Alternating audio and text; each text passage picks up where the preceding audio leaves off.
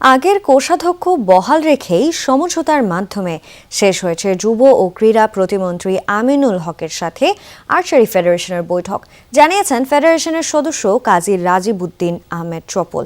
তবে তানভীর আহমেদ আলোর কথাতে কিছুটা হলেও মতপার্থক্য দৃশ্যমান। পাশাপাশি আলোচনা হয় ফেডারেশনের পরবর্তী পরিকল্পনা নিয়েও।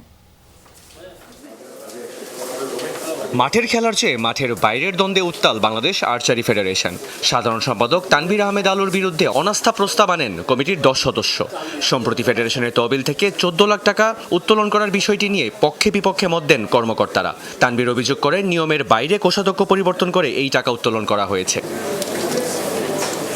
যমুনা টিভি রিপোর্টের পর বিষয়টি আমলে নেন যুব ও ক্রীড়া প্রতিমন্ত্রী আমিনুল হক। জাতীয় ক্রীড়া পরিষদে বৈঠকে বসেন ফেডারেশন কর্তাদের সাথে, যেখানে সমঝোতার মাধ্যমে আলোচনা শেষ হয়েছে বলে জানান কাজী রাজীব উদ্দিন আহমেদ চপল। যেতটুকু আপনারা শুনেছেন এটা বয়সের গুণে বলেন আর যাই বলেন, অভিজ্ঞতার অভাবে বলেন, সেক্রেটারি সাহেব মুখ ফসকে বলে ফেলছেন। আজকে যখন হিসাবপত্র আমরা মন্ত্রী মহোদয়কে মিলিয়ে দিয়েছি যে কী কারণে আমরা টাকাগুলো তুলেছি, আর প্রজ্ঞাপন অনুযায়ী যেজন ট্রেজারার আছেন উনিই থাকবেন। এটা আসলে একটা ভুল তথ্য গিয়েছে। এটার জন্য আমরা ফেডারেশনের পক্ষ থেকে আমি অ্যাপোলজি চাচ্ছি, ক্ষমা চাচ্ছি। এটা সেক্রেটারি সাহেবের পক্ষ থেকে আমি ক্ষমা চাচ্ছি। তবে কতটুকু সমঝোতা হয়েছে সেটা নিয়েও রয়েছে প্রশ্ন, কারণ তানভীর আহমেদ আলোর অনড় অবস্থান তার কথাতে। এই সাধারণ সম্পাদকের কথা শেষ হওয়ার আগেই ঢুকে পড়েন রাজীব উদ্দিন আহমেদ চপল। মত পার্থক্যটা দৃশ্যমান। সবাইকে নিয়ে সুন্দরভাবে যে মিটিংটা হয়েছে, এখানে উনি সব ডিটেলস জানলেন। আর আমি অ্যাকচুয়ালি যেই ইস্যুগুলি নিয়ে উঠেছে সেটা হচ্ছে কনস্টিটিউশন অনুযায়ী যেটা ছিল সেটা আমি তুলে ধরার চেষ্টা করছি। এখানে নেগেটিভ কোনো কিছু নেই আর্চারির জন্য।